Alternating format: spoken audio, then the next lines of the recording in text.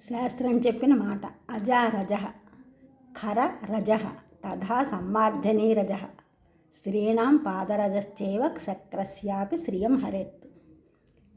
మేకలకు గాడిదలకు గిట్టలు ఉంటాయి. వాటి వలన ఎగిరిన ధూళి, చీపురు, దుమ్ము, స్త్రీల పాదరజము తగిలిన ఎంతటి సంపదైనా నశిస్తుంది. వీటిని ప్రయత్నపూర్వకంగా నివారించుకొనవలెను. శకటం పంచహస్తేషు దశహస్తేషు వాజినం గజం హస్తసహస్రేషు దుష్టం దూరేణ వర్జయేత్.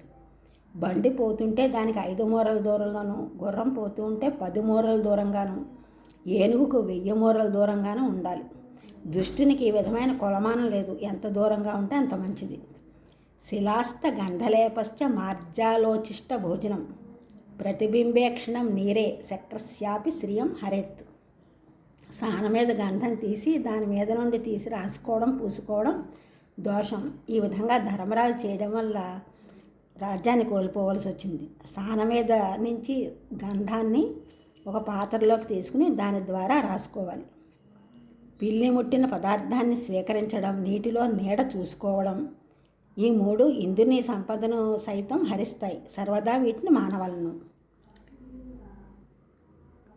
పాండవులు అరణ్యవాసం చేయు సందర్భంగా రోమసుడు అని మహర్షి ధర్మరాజు వద్దకు రాగా ధర్మరాజు ఆ మహర్షిని ఈ విధంగా అడిగాడు.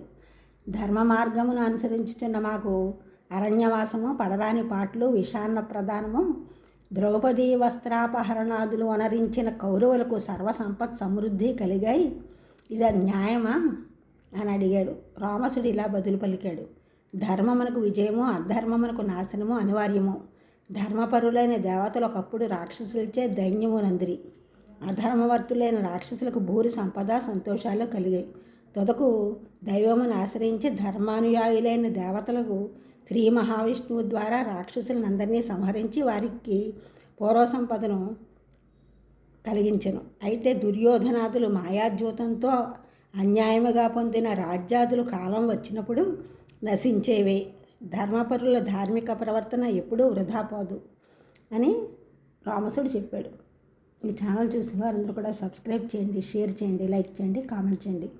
సబ్స్క్రైబ్ చేసిన వారందరికీ కూడా కృతజ్ఞతలు. షేర్ చేసినారు, లైక్ చేసినారు, కామెంట్ చేసిన వారందరికీ కూడా ధన్యవాదములు.